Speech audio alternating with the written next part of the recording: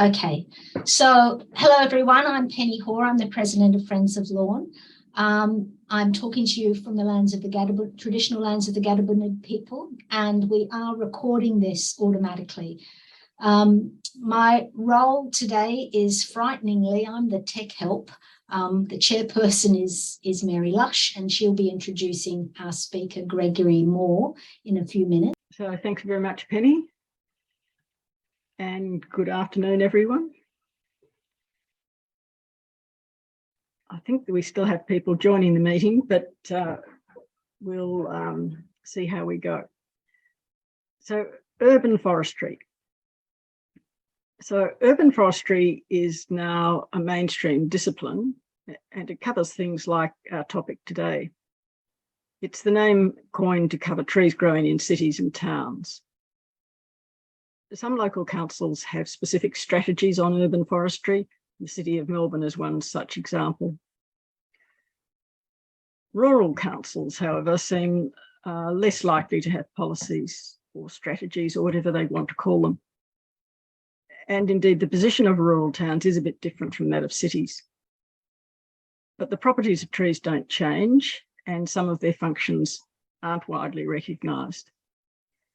They'll be a bit better recognised perhaps by the end of the day.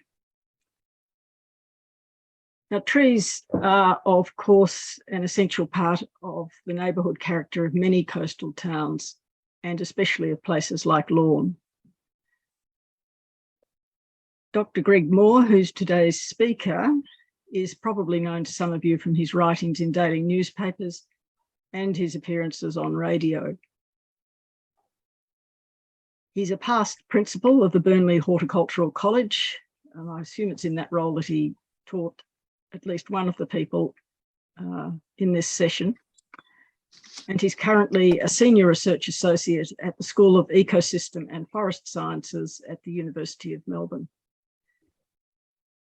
He was involved in the foundation of a thing called Treenet, which you can find at treenet.org.au. This is an Australian not-for-profit organisation involved in all aspects of urban forestry. And he remains a member or a committee member of Treenet.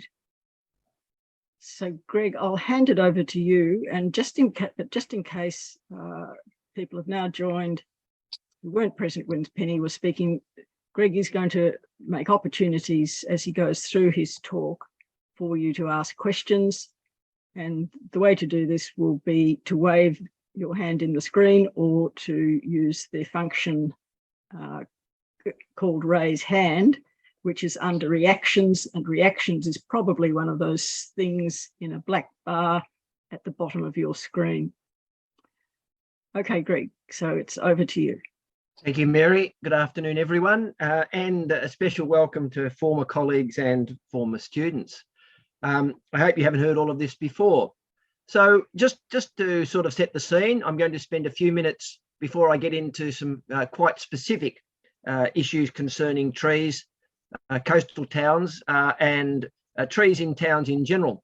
And I want to remind you that trees are really important because they're long-lived, they span multiple generations, and so people build an emotional connection with them. There are really important links through time. And when we forget that and then start removing trees, we often find that there's a furore over the removals, becomes very political, and people really do get into some pretty fierce battles. The sense of permanence that trees provide is also important, particularly at a time of great change, and we're certainly going through that. And then we have the sort of typical, you know, they're large, they're alive, they're awesome, and this meets a whole range of human needs, which I might go into in a little bit more detail as the seminar unfolds. And of course, they're beautiful, and they have very important heritage and history links. So I'm guessing I don't really need to go into that sort of detail with a group like this. You're pretty much, I'm preaching to the converted, you're pretty much switched on to this sort of thing. But I do want to remind people that things change, and we have to sort of get an appropriate framework when we think about trees in the urban environment. This photograph was taken in 1885, and it's one of the large river red gums that was in close proximity to the city of Melbourne, within a couple of kilometres of the GPO. And this photo was taken in 1985. It's the same tree, much diminished, much interfered with. And by 2005, the tree was gone, died. And it was interesting to hear people commenting on this, because the guesstimate was that the tree was about 400 to 450 years old. And people thought that was a pretty good sort of deal. You know, that's a long time. But it's not a long time if you're a river red gum. This river red gum has every right to feel pretty much deprived by what we did to it. It had a potential to be there for 800 to 1,000 years. It wasn't an old tree in that sense. It was old because we think it was old, and it died because of what we did to it. Now, we didn't do it deliberately. You can see there's a driveway and things have been cleared around it.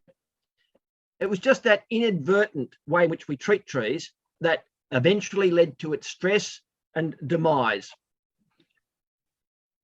In relation to climate change, I place great store on prestigious scientific journals like The Age and the Herald Sun, and I'll come back to those in a few moments. But I thought it was interesting that in 2016, the Age published what I considered to be an important feature. Now, admittedly, it wasn't on one of the early pages, but it basically made the case that under the models from the Bureau of Meteorology and from the CSIRO, Melbourne and Victoria were going to face some pretty interesting times. And it was the first time that sort of alarm bells had really been rung in the popular media. And in this particular article, what they talked about was increased temperature and the possibility of significant health and deaths related to those increased temperatures, a reduction in annual rainfall, which you all know about, and pointing out, by the way, in this article that when it did rain, it would rain more heavily. The rain would be in the warmer months, and so evaporation of that rain would be higher. So, for example, a 10% decrease in your annual rainfall would be roughly equivalent to a 12 to 15% decrease in effective precipitation. So when the rain falls, has an impact on how much of it and for how long it lasts. So it painted a pretty sort of stark case for the first time, not beating around the bush, so to speak. If you look at a global sort of scenario, you find that the worst case scenario that was originally predicted for 2090 to 2099 is now the scenario. It's not the worst case scenario. It's the one that everyone thinks is more likely, unless something dramatic happens. And you'll note down the bottom, Australia and Australasia in this case includes New Zealand. We're looking at about a 4-degree temperature rise. And that's alarming enough. But if you look at North America or Northern Europe, the temperature rises could be somewhere around 7 or 8 degrees, and that would be literally catastrophic. It would melt the permafrost, release much of the methane held within it, and they'd be recalculating all of the models for climate change should that scenario unfold. Can Australia cope with a 4-degree temperature rise? Well, it depends what you mean. As a reasonably wealthy first sort of nations country, yeah, we can probably cope in some ways. Whether our environment, our water, our wildlife, our plant systems can cope, that's another matter altogether. So we need to bear all of this in mind. And the other thing that I think Australians forget is that what we do in Australia, you hear people saying all the time, oh, Australia's small beer in this, there's not that many of us, and what really matters is what happens in China and India and the United States. And while there's an element of truth in that, it actually isn't to anyone's advantage, because what we do here in Australia impacts on a continent. It's not just a small place, The population is not as small as many Australians think. And so when you affect an entire continent, you have a responsibility and a significance that you have to recognise. Now, under climate change, there are some interesting things that are really going to be important. And one of them, of course, and some of these, you know, because you're reading ahead of what I'm saying, actually impact on places like Lorne and other coastal towns quite significantly. You know about the warmer winters, you know about the hotter summers, and the number of days it'll be above 35 and 40. They're going to double as a matter of interest. And you know that if you have those sorts of scenarios, then people are going to visit coastal places because they'll be cooler in greater numbers. You need to be aware of those potentials. You're going to have more easterly winds and more storms from that direction. And many of our communities are not ready for those easterly winds. Now, we've known about the increase in easterly winds for about 35 years. That was a prediction. And so these days, it's not surprising when you hear the Bureau forecast that there are going to be easterly or southeasterly winds. Someone like me can appear on the media saying, well, you're likely to have some big trees fall over, because that's a direction that the trees are not accustomed to. And so trees are going to fall. Trees that have withstood powerful and sometimes even stronger storms in the past. The other thing that's going to happen is that the wind speeds will be greater. And I am genuinely astonished when I speak to Australians that many of them will tell you, oh, yes, it's going to get warmer under climate change. And when you say, what does that mean? They simply look back at you and say, what do you mean? And one of the things I would point out is if you've got 1 degree warmer atmosphere, there's a lot more energy in that atmospheric system. That means you're going to have stronger storm events. You're going to have cyclones and hurricanes moving further north and south, respectively, of the equator. That's just one of the simple consequences of all of this. If you warm the air holds more water. And because it holds more water, you're going to have heavier rainfalls. And that can impact on estuaries, for example. You're going to have bushfires where we haven't had them in the past, and those bushfires are going to impact on country towns, peri-urban areas, places where in the past there may not have been a great fire risk.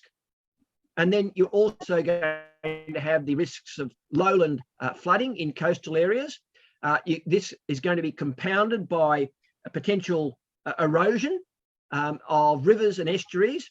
And when the sea levels rise, they start to cause a sort of a backing up of the river systems. So this complicates things because quite often we have our rural, regional and urban infrastructure draining into these river systems. And if they start to back up, you've got all sorts of problems in a severe rainfall event. So these are, well understood, well predicted and well researched impacts of climate change that have been known in some instances for decades and in some instances have been planned for. The other thing that I wanted to talk about was the urban heat island effect. Now, I know too well that I'm speaking to a group at Lorne, and some of you may well have fled Melbourne and its urban heat island effect for the shaded and picturesque place like Lorne. So here is a map of Melbourne showing you the urban heat island effect. And when you see it, you can see that it's predominantly in the north and west of Melbourne. Interestingly enough, though, overnight, the hot air moves to the east and the southeast. Now, what the significance of this is quite profound. If you only had this map, then local government, state government wouldn't be concerned, because the only people that would be affected by that sort of urban heat island effect in Melbourne would be on the west of Melbourne. And so they're not sort of sensitive political seats. But if you start getting deaths and heat wave related illnesses in the east, that has an impact on your vote and your health system. So now we've got a problem. So the government is interested, the Department of Health knows about it, and it's offering incentives to some of these councils in the north and the west to plant extra trees to try and cool things down and to reduce some of the effect of that heat island effect. Now, I can also tell you that the urban heat island effect isn't just about cities. Many of our regional towns have hotspots that are as hot in their small country town and regional way as this large area is in Melbourne. And if you doubt me, I would simply say to you, go to some of the suburbs of Ballarat. Go to a place like Benalla, where there is an urban development on the fringe of development, which is essentially a suburb that could have been lifted from any of the major cities. Single-storey houses, large houses, small blocks, tin roofs, no trees. And all I can say on that one is, aren't we lucky that it doesn't get hot in a place like Benalla in summer? Otherwise, it could be real trouble. In relation to heatwave related deaths, and Mary and I have talked about this in the past, during the heatwave that went through Europe in 2003, 35,000 people died. And Mary knows only too well that there are many in the health profession that believe that that is probably an underestimate by half, that there could have been over 70,000 people who were killed. Heat waves are the biggest killers of human beings of any natural phenomenon. In the Black Saturday bushfires, 173 people died. In the heat wave that surrounded it, 374 people died. When I talk to communities around Victoria, nearly everyone knows how many people died in the bushfire. I've not had anyone yet in all of those groups know how many people died in the heat wave. Interestingly enough, in 2014, there was another heat wave. Most people wouldn't even remember it. 2 to 3 days, it was just a normal summer, but in those 2 to 3 days, 160 to 200 people died as a result of heat-related illnesses. So this is a very, very significant event.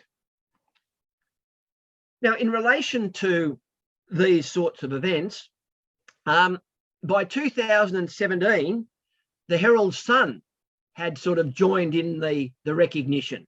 Having denied climate change and been absolutely disparaging of it for nearly 2 decades, this appeared. And for those of you that are looking at this slide quickly, you'll notice it's on page 23.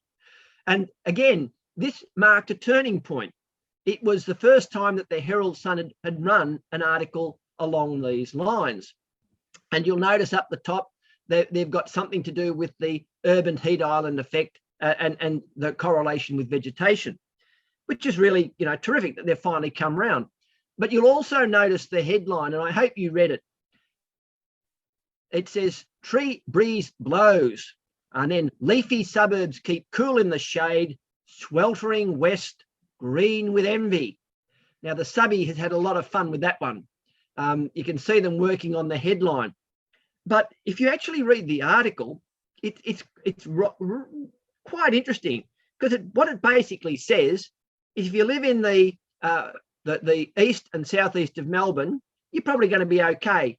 But if you're in the north or the west, you're probably going to die in some of these heat waves as you get older. And it was that stark. It's quite remarkable. So moving on, what's all of this got to do with trees?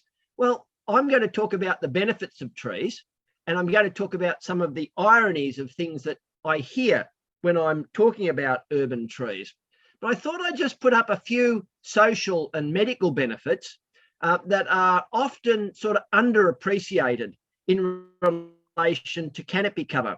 And on each of these topics, there is a mass of information. And I'm not talking about a paper here or some obscure journal article there. I'm talking in some instances about hundreds of papers that are reporting these sorts of benefits. And Greg, yeah. Can I just interrupt you at this point, because you've been dealing with the phenomena that we can expect to happen. Would this be so before you go on, would this be a good time perhaps to pause for questions about the basic changes we can expect to see? Yes, or look, just let me finish this one, Mary, and then I'll pause in a second or two. So just get this off the chest while I'm on a roll.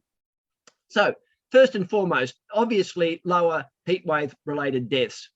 You get lower overall crime rates. Contrary to the urban myth, there's an urban myth that if you've got lots of trees, villains will hide behind them and jump out and rob and assault you.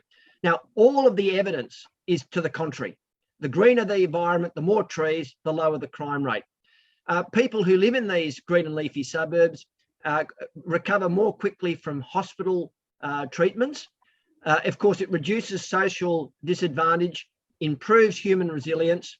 You have longer lifespans. For women in these places, the birth weights of their babies are higher. They have better learning outcomes for their children. There are fewer prescription medicines used by residents. There's less self-harm, reduced domestic violence, and there are higher levels of overall general health. So when you read those sorts of benefits, and with what I've just talked about in terms of what you can expect, the argument for having urban canopy cover is absolutely compelling. Now, I know I'm going to stop for questions in a second, Mary. There are also some other interesting ones. Very often I'm confronted by people who say, well, I've got a shopping centre, and I'm not talking just about lawn here, but I know you've got a shopping centre. You could be described as a sort of a regional or rural strip shopping centre, and people want more car parking.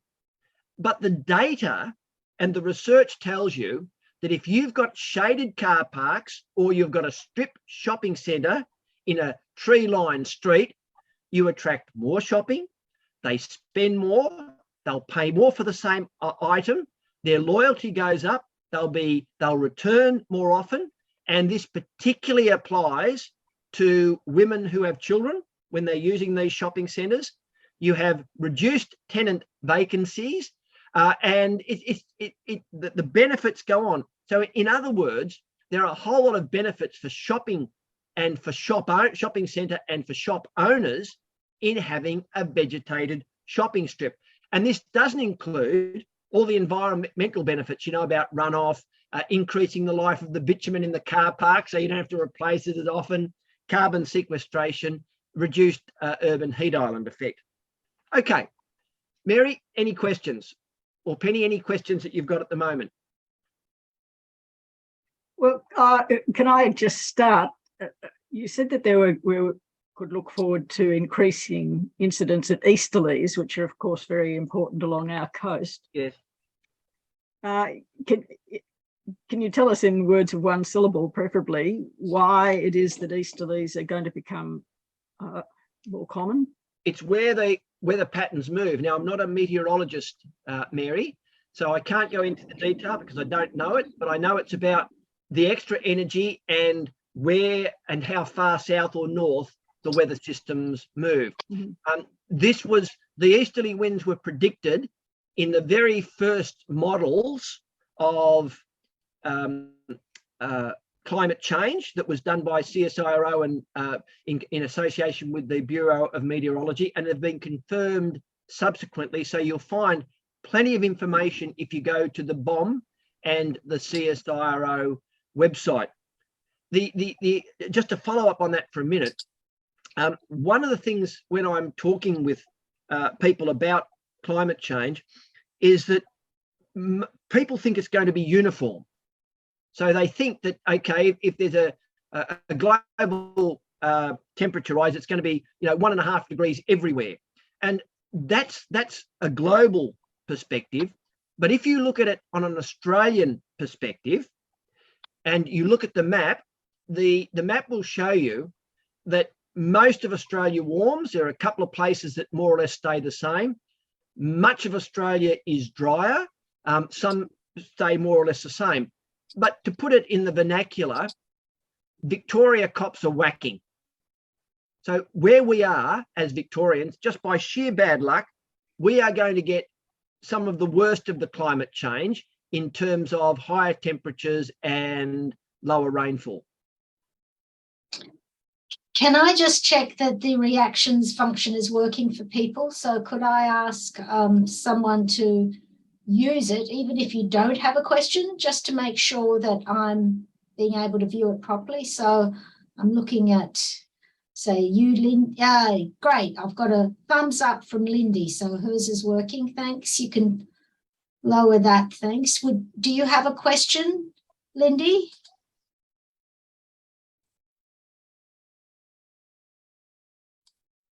I've asked you to unmute. So Penny, I'm going to move on. Oh, hang on. I may have a question. Okay. From Lindy.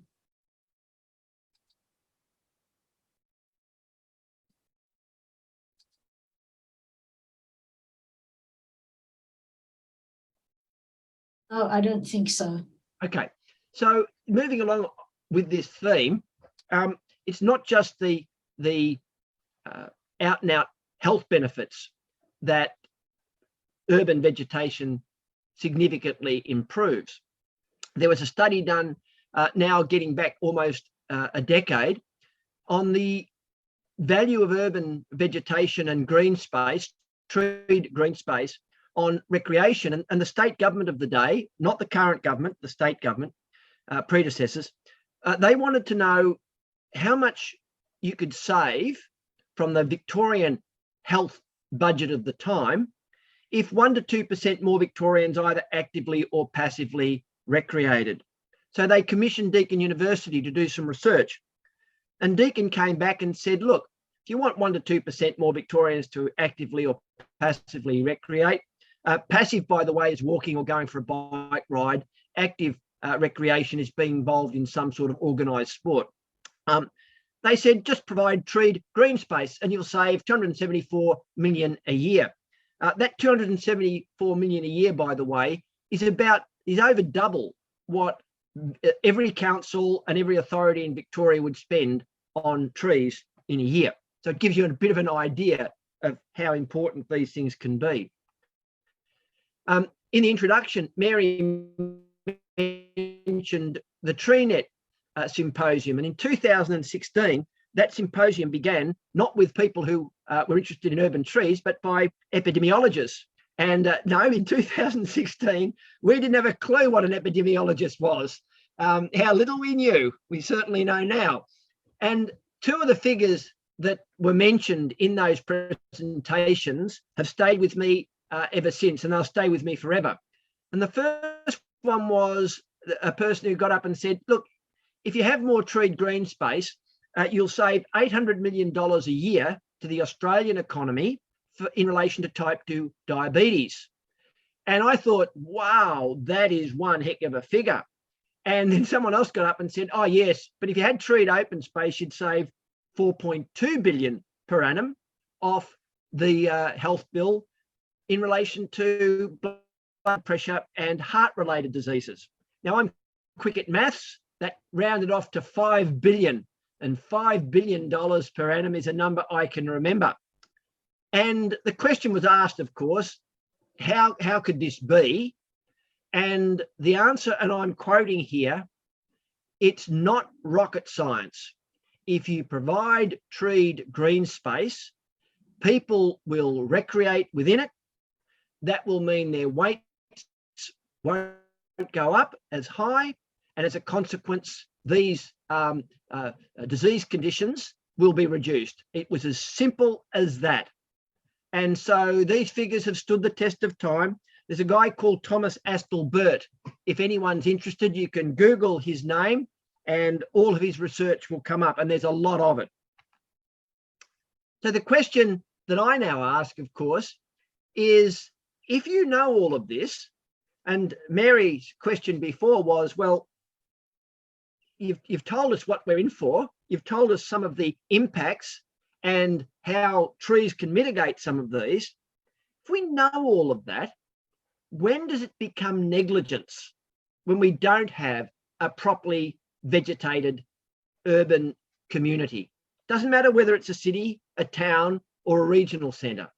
So, for example, I asked the question, if you've got no parks or trees in an area and people are inactive because they don't have the capacity to recreate, and the incidence of type 2 diabetes goes up, as it does in many Australian cities. So if we just pick Melbourne and Sydney, the western suburbs of both have much higher rates of type 2 diabetes. If you're not vegetating those places, why isn't it negligence? If you've got heatwave related deaths. Now, the Department of Health did a major study around the Black Saturday heatwave event where those 374 people died, and they found the simplest and the strongest correlation to where people died was lack of trees. It's not cause and effect, it's a correlation. But what they found is people died where there was no green space and no trees. So strong was the correlation that they did subsequent studies, and they now use a lack of trees as an indicator of where you're likely to have ambulance call-outs, hospitalisations, and heat-related problems during high temperature days and heat waves. And they warn the local medicos and ambulances on that basis. So the question I'm asking is, when you don't know about these things and you do nothing, well, that's just being ignorant. But if you do know this stuff and you do nothing, why isn't it negligence? Now, I want to come back to a few other things. That sort of scene setting, generalized stuff. I want to do just a little bit that specifically relates to this group, the Friends of Lawn, and where you are on the coast. Now, the first thing I wanted to say was, and this comes back to Mary's introduction. She mentioned that what I was talking to you about today was under the framework of urban forestry. Okay, so here is a vegetation classification system that we've used for decades, well over 50 years in Australia. And we describe a forest on the basis of its form, its height, and its canopy cover. To cut to the chase very quickly, you need 30% canopy cover to be a forest. That's how we define a forest, 30% canopy cover. Whether you use this old system or the modern one, and the modern one is called AUSLIG, and there's not much difference. They use the same components and criteria, but AUSLIG much more complicated because it talks about the dominant plant species. 30%. And they tell you what these are. Now, you might say, that's very interesting. Now I know that a forest is a plant community dominated by trees with a canopy cover of greater than 30%. Okay, that's good. Why am I raising it? Well, Mary, if you think we live in an urban forest, you would think we have 30% canopy cover, but we don't. So nearly all of the local government areas in Melbourne have under 30% canopy cover.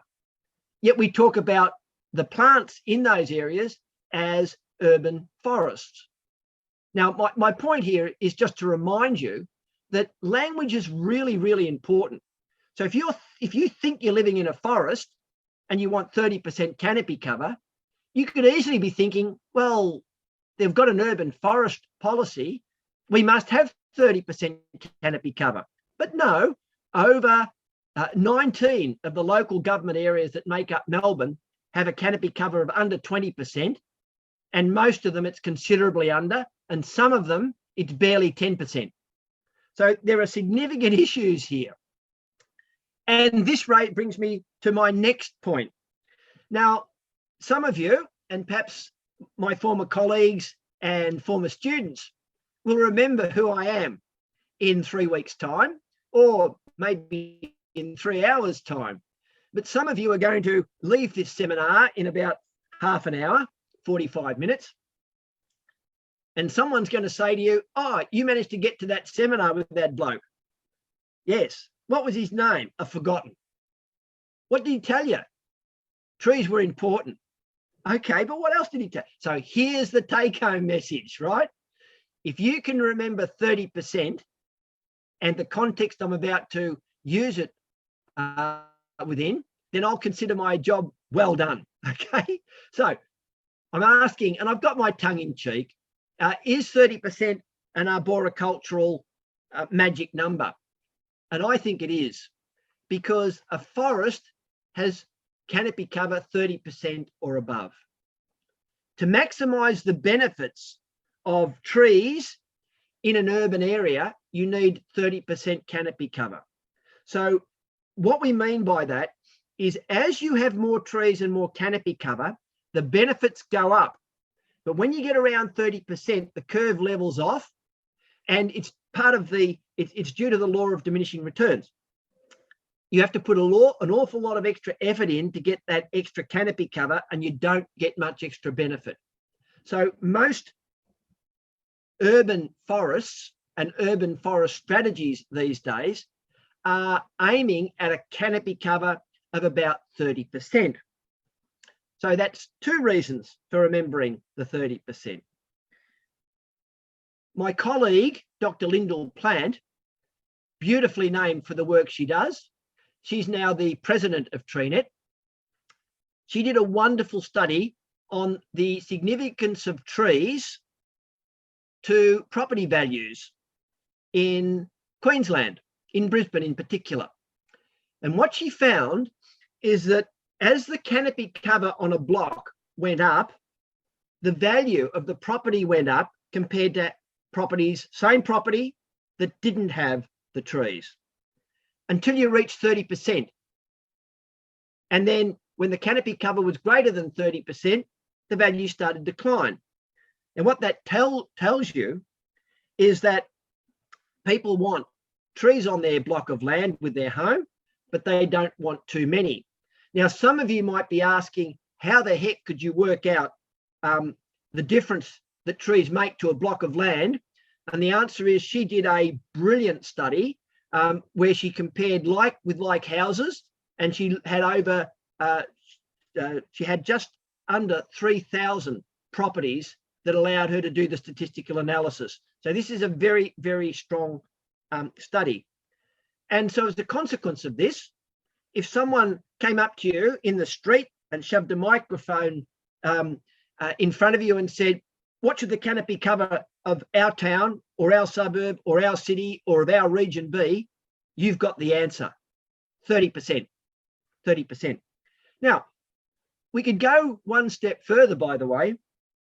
In Lyndall Plant's work, she found that a tree-lined street added, and wait for it, $30,000, that number 30 coming up again, $30,000 to the property value of the homes in that street, compared to the same homes in a non-tree-lined street. She asked the residents what they thought of the trees. None of them wanted the tree in front of their home. But they recognised if they all had that attitude, they didn't have a tree-lined street and they lost $30,000. So they sort of recognised that they had to sort of put up with it, if you like. And if it meant cleaning up a bit, then using a broom or a rake every so often to clean up under the tree was well worth it, because at the end of the day, there was $30,000 involved.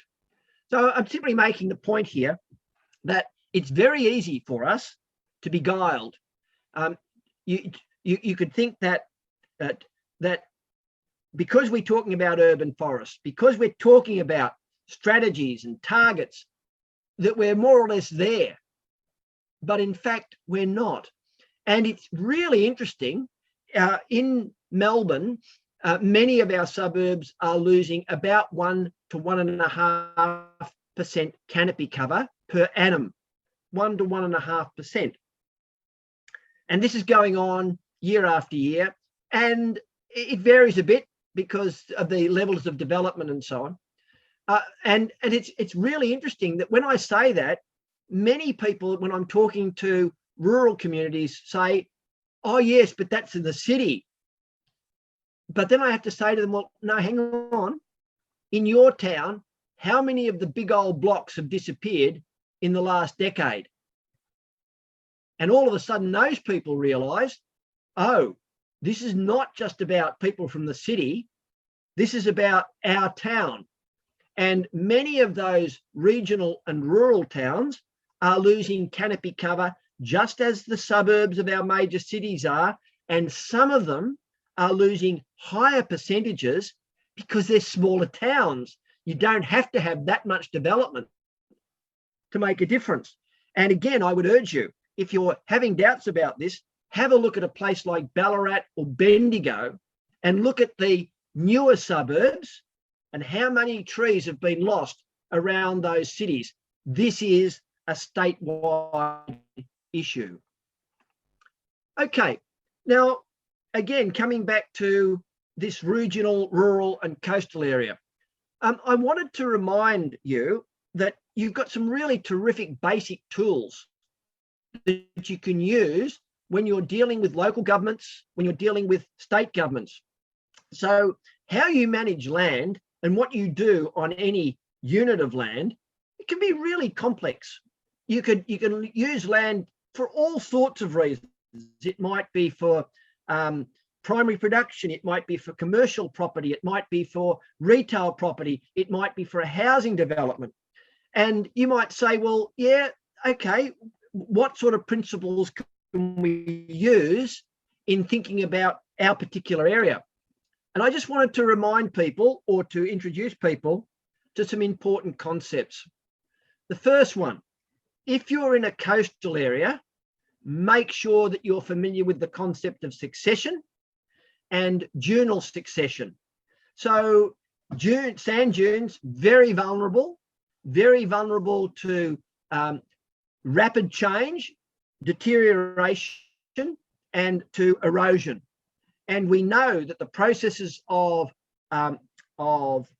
succession, that is one plant community taking place after another on coastal dunes, is complex and it takes a long time. So we need to be very careful that if you start mucking around with dunal systems, then you can often create a situation where we human beings who think we're in control are no longer in control. So that'd be my first sort of thing to talk to you about. So make sure that people are aware of what succession means, and it means the changing in vegetation over time. It's not evolution, it's the changing of plant communities over time. As a community starts off on a relatively young and fresh dune, very inhospitable, and then the second dune behind it is older, the third dune behind it is older again, and you can see there's a change in the complexity of the vegetation. And you don't want to muck around with that if you don't know what you're doing. And I've just got a couple of slides here showing you how succession changes. That previous slide was the first dune down near Wilson's Prom, and this is the second dune down near Gippsland, much more complex, taller vegetation, a much richer site. If you want to know whether your plant communities are in good nick, you know, how are they? What's going on around us? Biomass. The more stuff you've got on a particular site, in general, the more productive and the healthier the site. Now, this is oversimplifying to blazes, I admit it, because you might have a high biomass because weed species have run rampant. But if you want to compare, if you want to know whether a local community of plants is in decline, then have a look at biomass and see if you can measure it over time. And a reduction, and particularly a rapid reduction, generally means that that ecosystem is in decline. So now we've got two basic pieces of ecological science that have a practical implication. One is succession, the second is biomass.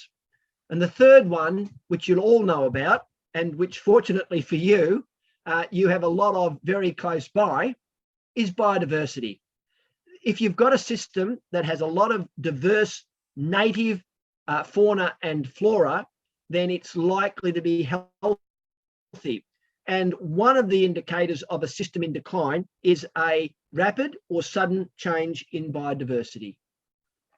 So all of these things, I think, are tools that you can use. And what I'm saying here is this is basic, almost, sort of first year or second year university ecology, but people don't use it. They don't use it in everyday management. And these are really important concepts. So for example, if someone says to me, what plants would you recommend for a particular site? You go to these things, you look at what dune you're on, what vegetation was there originally, and you can ask yourself, was it a forest that was on this dune, or was it a woodland? Because that'll tell you the density, how many plants you need of a certain type per hectare. So all of a sudden, you're not working in a vacuum. You have a recipe book that says, well, this used to be such and such a community. This is the plant list. It was an open woodland or a low open woodland, or it was an open forest. And all of a sudden, you know how complex, how they should be planted, and pretty much in what combination. And again, just some examples of this from Churchill Island. Of course, you've got the local specific factors that relate to any coastal place. You've got your sands, you've got your salts, you've got your strong winds. All of these can have an impact. Okay, now, Greg, can I ask you a question at this point? Absolutely. Okay, so the local shires and things do have plant lists that can be used for guidance. But my question is really more to do with anticipating what might grow there in a climate change scenario. So that what we have in Lawn in particular is a lot of southern blue gums. One might think, just on the basis of their distribution, that they may not survive well in climate change. On the other hand, we also have a lot of messmates, and messmates, of course, based on their distribution, you might expect them to be more resilient. Yes. Okay. So that's a really good question, and the answer is that nobody really knows. So the truth of the matter is that there's a lot of work that's gone on and a lot of research, and some of it from my colleagues at Burnley. So for example, the work that a guy called Dave Kendall did, and again, that's very easily accessed on the internet. Dave Kendall, Stephen Arndt, and Steve Livesley have written quite extensively on this, but they're also aware of the limitations of their work. So, for example, I'll speak to you, Mary, of a species that I know quite well, and which is I'm about to have a paper published on its use as an urban forest tree, and that's yellow gum. It's a species called Eucalyptus Leukoxylum. Now, when David Kendall did his first sort of analysis of climate-ready trees, he came out and said Eucalyptus leukoxylum is under threat due to climate change. He did exactly what you did. He looked at its natural distribution and said, right, this is a tree that's going to be in big trouble.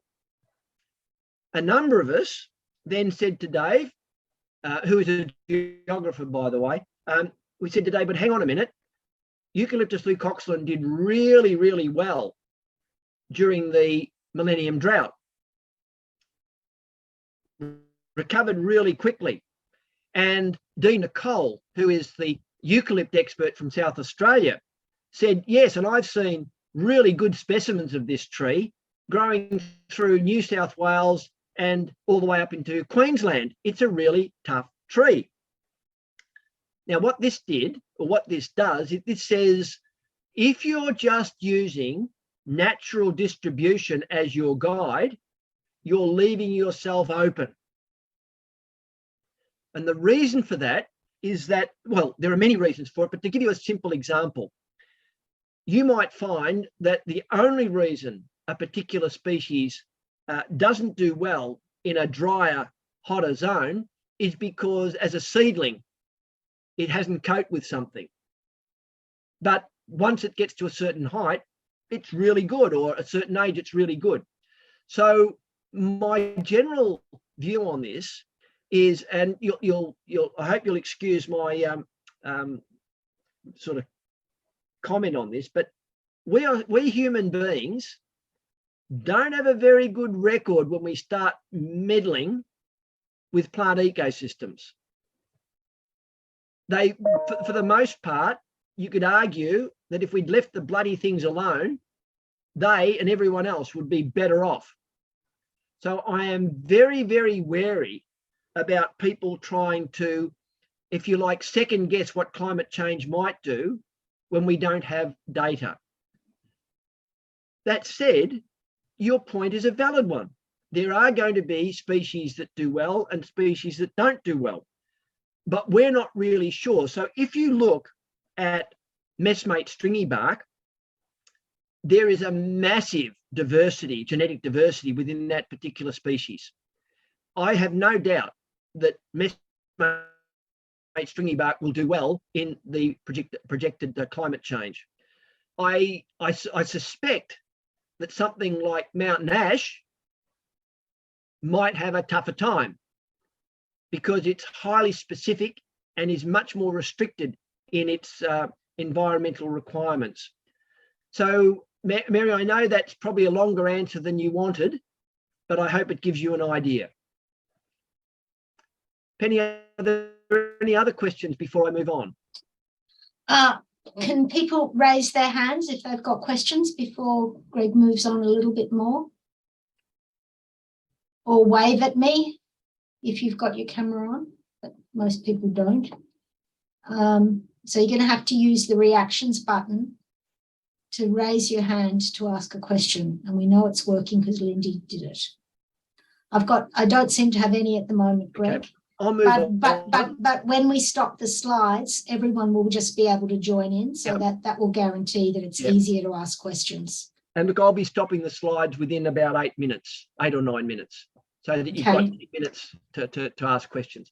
Okay, so I'm just going to put up a couple of general slides now, and people might look at these. I don't want to speak about all of these little boxes because there's so much.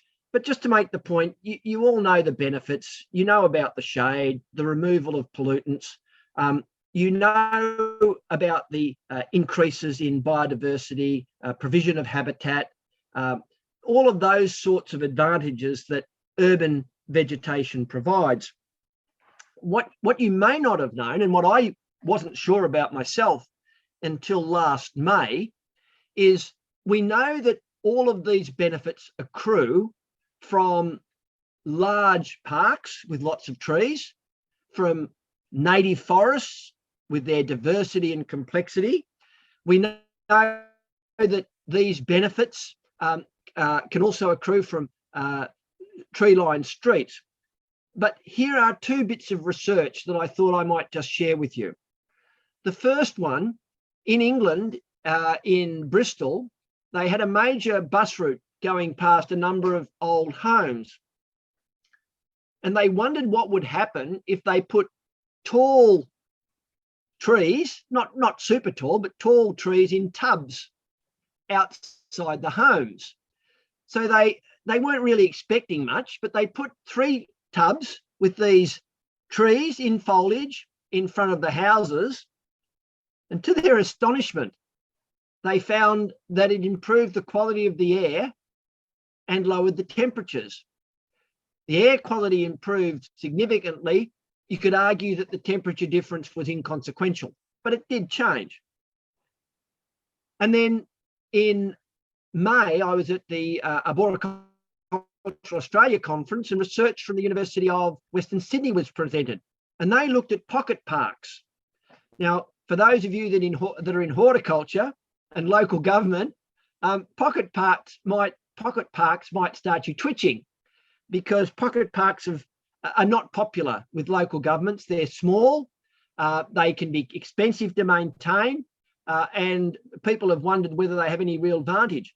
But in this research, what they were able to show is a well-treed pocket park impacted the temperature and the air quality for 200 metres around it.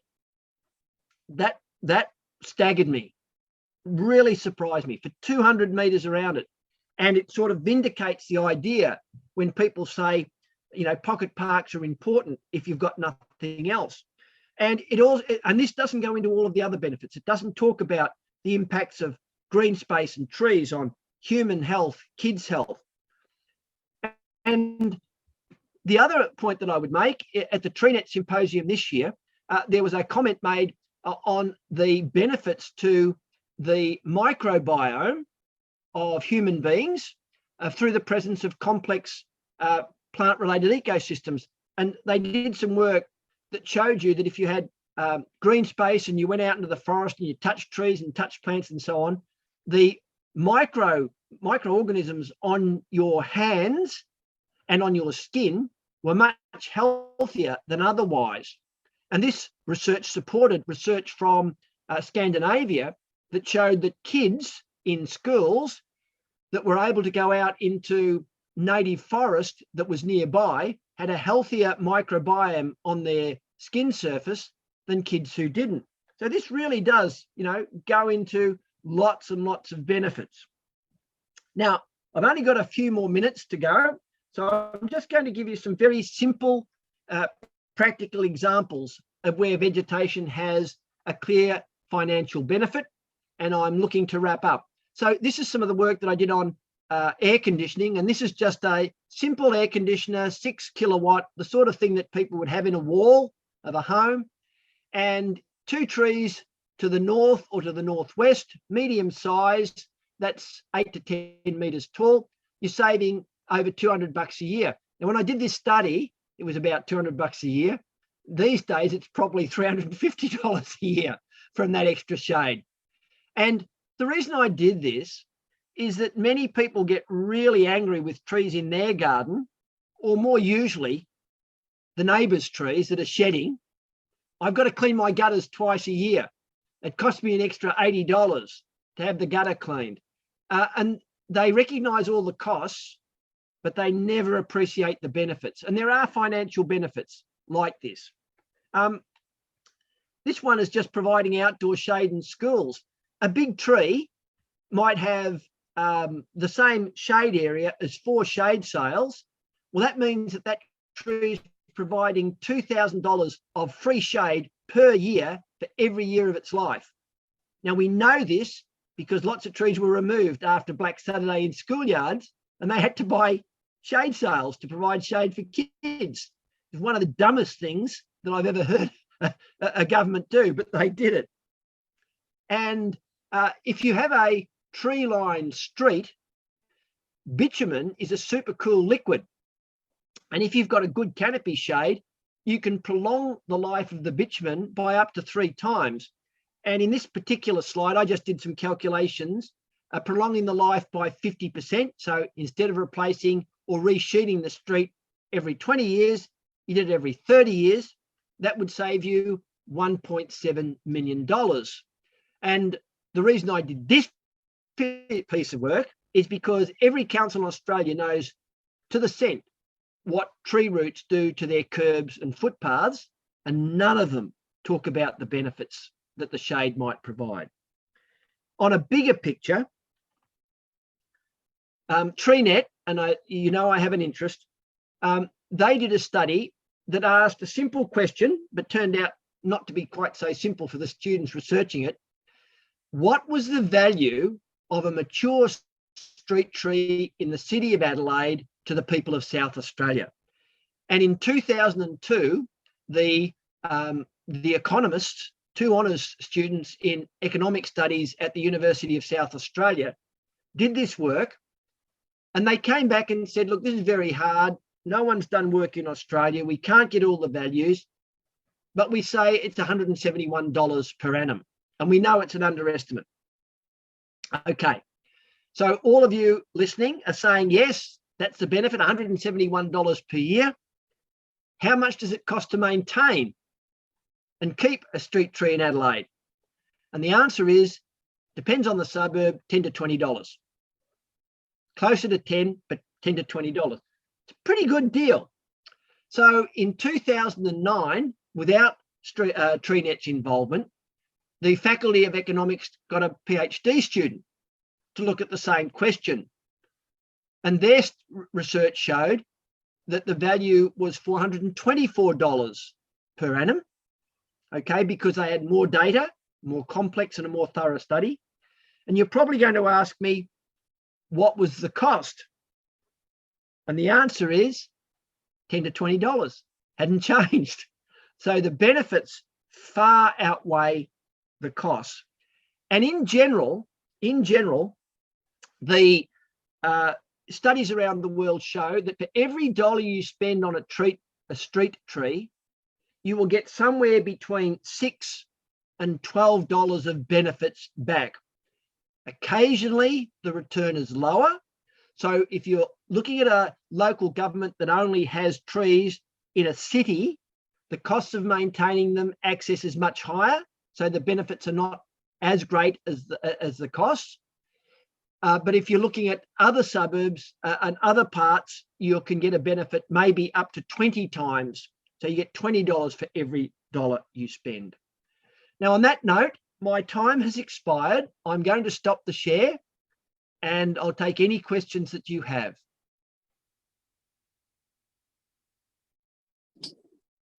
Perfect. Could people use their Colin? Go for it. Hang on, you've got to unmute yourself.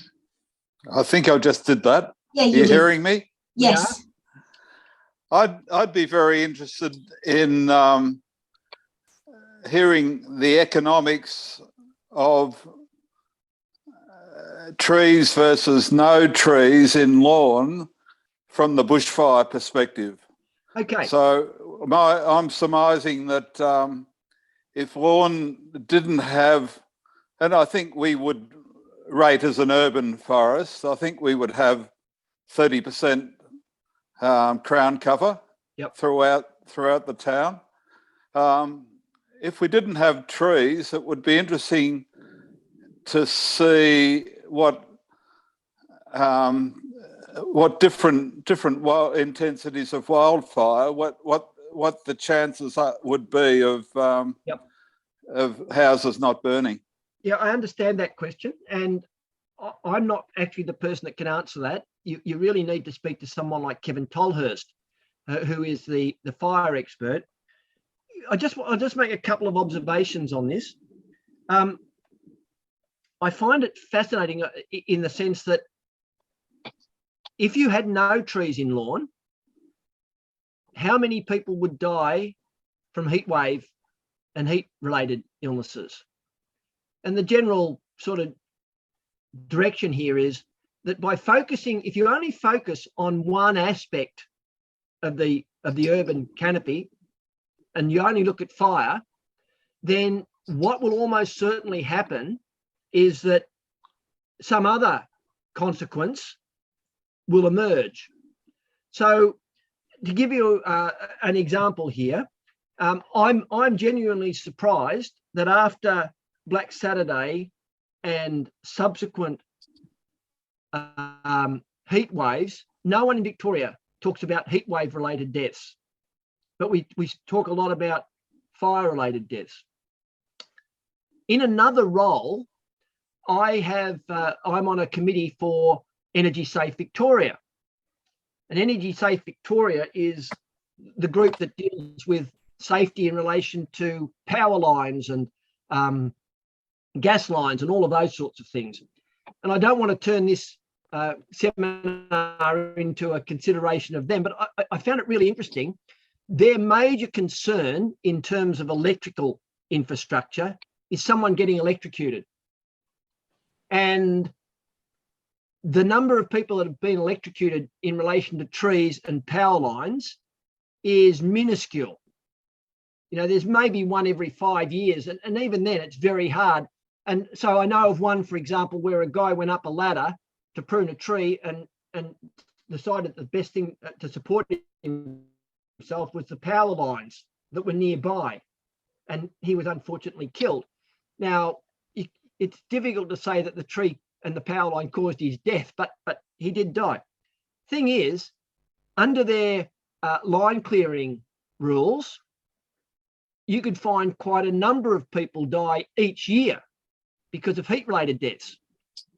So when you say to Energy Safe Victoria, how do you balance all these things up, and what's your policy on heatwave-related deaths?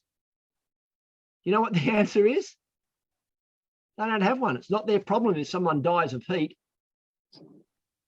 So what you're doing is, if you cleared the trees, and they are doing this in various places, as they clear trees, because of a possible risk of an electrocution, they're actually guaranteeing that people will die in heat wave. So in answer to your question, you have to look at the species. 30% canopy cover is reasonably open, and you should be able to manage it in a fire-safe way.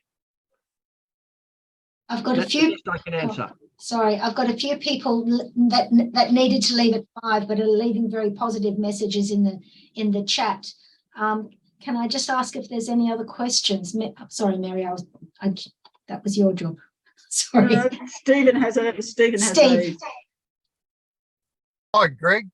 G'day, Stephen.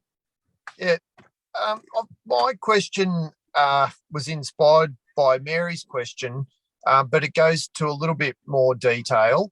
And I'd like you to comment on my thoughts in regards to the species of an Indigenous plant group on a dune or a hinterland that we have in Lawn. It's I think just my observations are that the blue gum is susceptible to climate change, and I've seen them when they dry out, they don't do as well. So, and I think the blackwood's the same, similar down our way. And what I'm seeing is that this is an assumption, but I feel like it's becoming impractical to rehabilitate and revegetate some of these areas back to a point where they're what was pre-European. So trying to get grasses that were pre-European to grow on a dune has become very difficult. And so other so-called weed species are now growing, like marron grass and pittosporums are growing in the hinterland, and tea trees are growing on the dunes. And it's almost feels like it's becoming impractical to expect to get it to go back to what is written in all these lists. And yeah, I just wonder what your thoughts are on that, because you commented and said that we should just leave it alone and let it sort itself out. And every time we've intervened, it hasn't worked out. So does that mean leaving weeds and letting them take over from what was there previously? No, I hope I didn't give you the impression just to leave it and do nothing. That's certainly not what I said. What I was saying is, if you're going to intervene, you have to intervene in a very sort of informed way, because these are much more complex systems than you think. So to give you an example, in relation to revegetating dunes, if you take climate change out of the equation, it's always been difficult, Stephen.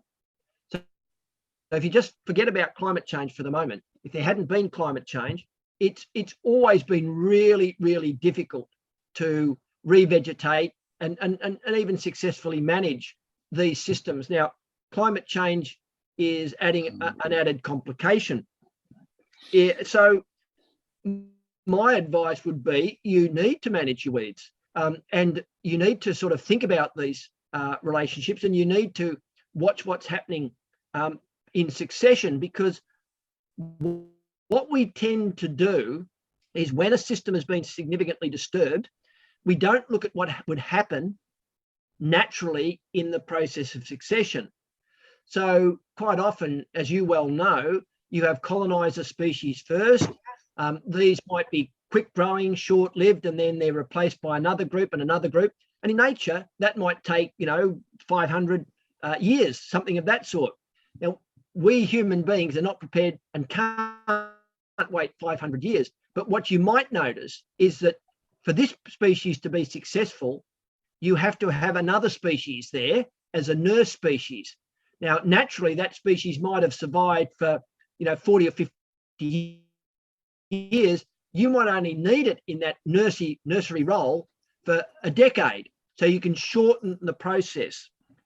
And the other thing I would say, in relation to, for example, native grasses, then one of the winners of climate change should be our native grasses. Because as you probably know, something like wallaby grass or kangaroo grass, they're a C4 grass, and their metabolism, by a C4 grass, by the way, I mean they have a form of photosynthesis different from our temperate grasses, and C4 grasses should do very well under conditions of warmer temperatures and higher concentrations of CO2. So, Stephen, I can't answer your question simply, but I can say that there are methodologies that usually look at successional processes, biomass and biodiversity, that you can guide the management of those dunes. But nobody can answer all of that question because there is a complication, a compounding of the situation by climate change. Thanks, Greg.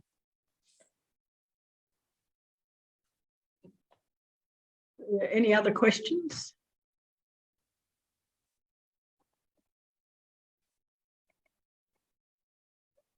Can I finish off then? This is the prerogative, I guess, of the chair, to develop a little bit what Colin was saying and back to the easterlies. So one of the great advantages of having trees is that they reduce wind speeds. Yes. And I think that this, in answer to Colin's question, partly, I mean, this explains why they're good, I think, in some fires and bad in others. That's correct, yep. But how are we going, what sort of adjustments, practical adjustments, are we going to have to make if we're going to have more easterlies in terms of the risk that trees, or the merits and demerits of trees? You're going to have to look at that in a much more detailed way than someone like I can provide. All I can say to you is you're absolutely right about wind speeds. And to some degree, and you might want to get, as I say, someone like Kevin Tolhurst to speak to you if he's prepared to do it. Because back in the 80s, after the Ash Wednesday fires, they looked at the role of trees. And in Black Saturday, for example, there was a lot of talk about what trees did along roads. And then they discovered that the fires basically slowed when they hit the trees along roadways, which gave some capacity for management. And one of the things that you were really complicated things in Black Saturday was the fact that the wind was swirling in multiple directions. It made it incredibly difficult, almost impossible for firefighters. But one of the things you can do is how you plant and where you plant, you can actually impact on the direction and the speed of the wind. So I'd be looking at a sophisticated modelling of what the winds are likely to do when they hit a place like Lorne. There's also the impact of the height. What height do you want the vegetation to be? To get many of the benefits of canopy cover, you need a height of somewhere around 10 to 15 metres, but you don't need super tall trees. So again, you could look at that, and you also want to look at the sort of canopies that they have. So to give you an example, you might find that, well, you do find that in some species, the oil content of the leaves varies, and that can impact on flammability. And the density of the foliage can also be quite variable. So what I'm saying there is you might well want to look at a local species, but there's nothing to stop you selecting within that species. So I'll give you a very simple example of this, again, based on research that my postgrads and I have undertaken. If you look at spotted gum, okay, Corymbia maculata. Now, I don't know whether there would be people still listening who, some people will love them and some people will hate them. You get that sort of response. But when we did the work, there's a population of Corymbia maculata in the Mottle range down near Mallacoota in Victoria. It's sort of the most southern group of the spotted gum. And some people call it Corymbia maculata henryi, and some people call it Corymbia henryi. So it just depends where you are. But when we looked at this particular group, there are virtually no trees that have codominant stems, which means they're much less likely to split. They tend to be shorter in stature.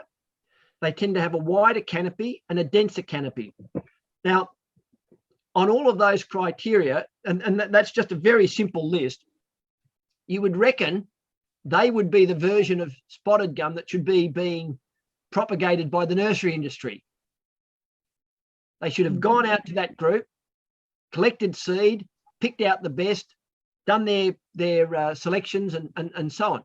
Almost nobody does it. There are a couple of nurseries in Victoria that do know about those and have collected from there, and you can get them, okay? They're no more expensive, so you can get them.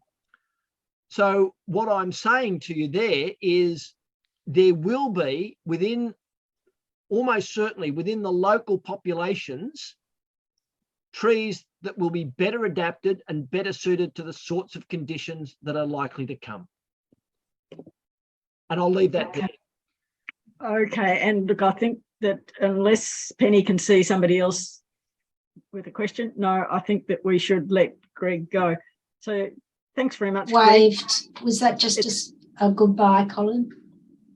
No, I actually just wanted to address the easterlies. And my view is that any day with an easterly, lawn will have zero fire risk. That's right. That's right. That's right, and the surf won't be any good either. But no. Just in relation to that, Colin, thank you for that. And I know enough about lawn for that to be the case too. But interestingly enough, it reveals something that a lot of people don't know. When you look at a tree, 60% of its root system is on the windward side. Okay, 60%. Now that's been known for a long time. It's not an Australian phenomenon. It's well known. So about 60%. Trees apparently are really good physicists. So if a tree is exposed to winds from two directions, it tends to follow the vector between them. Okay, and you get 60% out that area. The next point is, so what you're basically saying is they've experienced those winds for, you know, maybe 50 to 100 years often, and so that's where their root system is. They've got less on the leeward side. Now, if in an easterly storm, they don't have a good root system, they can be just blown over, you know, so that's called wind throw. But what happens to trees that aren't blown over? So if the winds come from the east, do you have to worry about every tree being blown over? Well, the answer is no, because what happens is if the tree's roots on the leeward side have been given a bit of a tug, they've been damaged, right? The tree's natural response is to produce more roots there. So gradually and quite rapidly, a tree that might have been vulnerable, if it does get some easterly winds, will start to produce roots in that area that will give it a greater stability. But it won't happen in a matter of days or weeks, and it won't happen just after one event. But if it happens, if we get easterly winds like we have for the last few years quite often, then the trees that have survived it are likely to develop new roots because they've been given a bit of a tugging injury, and the automatic response is for root proliferation. That's just a bit of tree biology for fun of it. Okay, look, I'm going to call it a halt because Greg's been very good. He's extended for nearly half an hour. So thanks very much, Greg, on behalf of those that are here. Perhaps they can give you a bit of applause. Thanks very much. Thank you. Good night, everyone. Enjoy your evenings. Hey, mate. Thank you. Thank you.